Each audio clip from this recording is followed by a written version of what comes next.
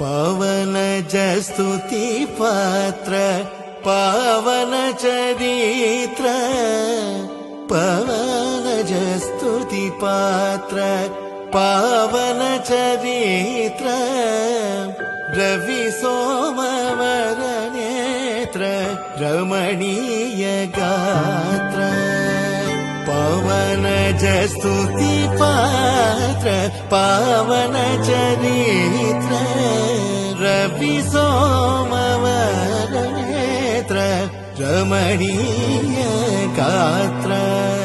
Sita Kalyan वैभोगमे Ram Kalyan